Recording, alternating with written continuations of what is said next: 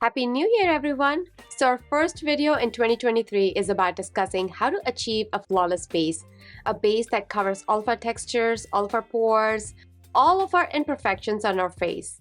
So without any further ado, let's begin! First step is to clean your face. You can use a gentle face wash or you can use a cleansing balm like I do. This one is from Elemis. I love this balm. It breaks down all the makeup that I may have had before. It breaks down all my dirt and dust and it leaves my skin beautiful and clean. You always want to clean your face before you start the makeup. The next step is to use a moisturizer. I love Embryolist. This is a great moisturizer. It's very hydrating. It's very moisturizing. It works great on most skin types. I would say from normal to combination skin types, it works amazing. Now, if you're very oily, then you may want to consider the Veleda Light. Not the original version, but the light version. It works great on oily skin. I use this in summer when I'm more oily. So I love this moisturizer. And I am dry today, so I'm going to be using this moisturizer. It's so hydrating. It's so beautiful. I don't even mind taking a little bit more because I really feel dry today. Take my own time and massage my face a little bit as well because I want to make sure that my skin is taking all the moisturizer in. Now, if your skin still feels dry, then you can use a facial oil on top of it. I still feel dry, so I'm going to be using Urban Veda facial oil. You can use any facial oil. You can use rosehip oil, jojoba oil, whatever suits your need, you can put on top of it. So I'm going to be taking 2 or 3 drops. And then I'm just rubbing it in between my hands and then pressing it.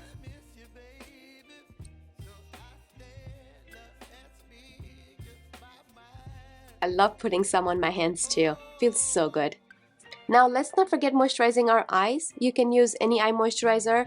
For me, I love Ole Henriksen's Banana Bright Eye Cream. It's amazing. I love this cream because it's so rich in texture. It's very moisturizing. It's very hydrating under my eyes. And I'm just gently tapping it.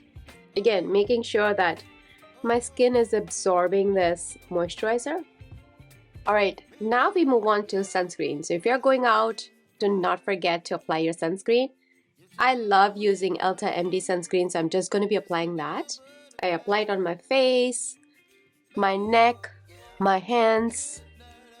Now you want to wait for at least 5 to 10 minutes. Let your skin absorb all the things that you have put on your face first before we jump into makeup. It's been 10 minutes now, so we can begin applying our makeup. The first step is to use a primer. I am using Shiseido primer here. It's a very important step to the makeup application process because it does 2 things.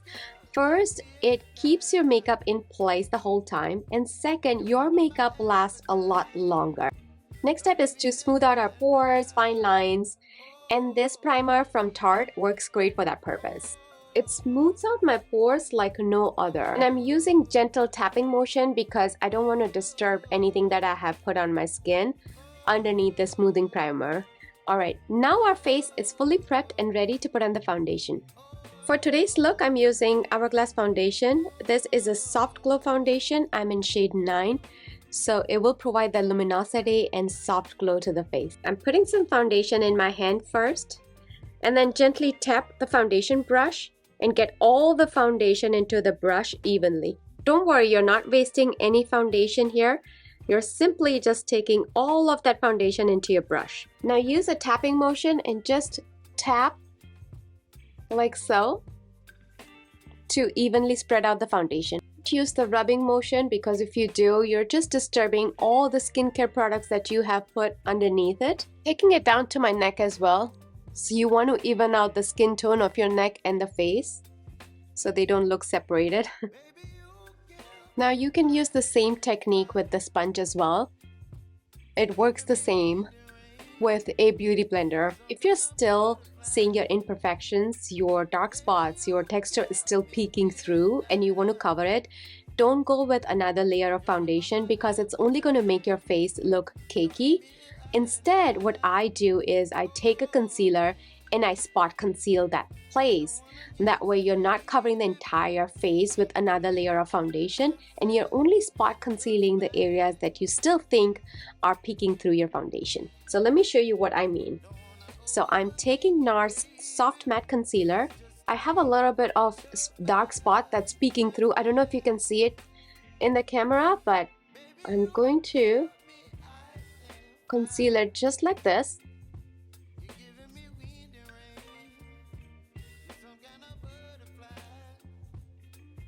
And boom, it just hides it so beautifully. This concealer works amazing for that purpose.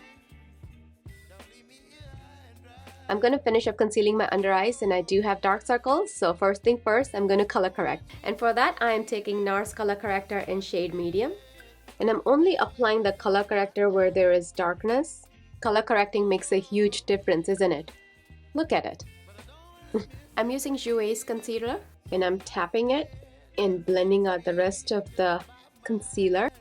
And I'm using Givenchy powder. I am just setting my concealer with this triangle puff.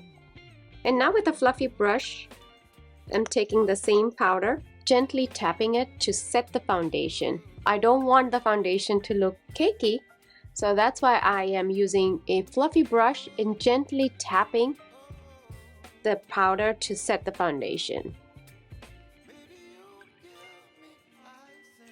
And there we have it. Look how beautifully this method has covered all of our imperfections, pores, fine lines, dark spots, and it looks flawless. Let me finish the rest of my makeup and I'll be right back. I'm back and I finished the rest of my makeup, and here is how we look.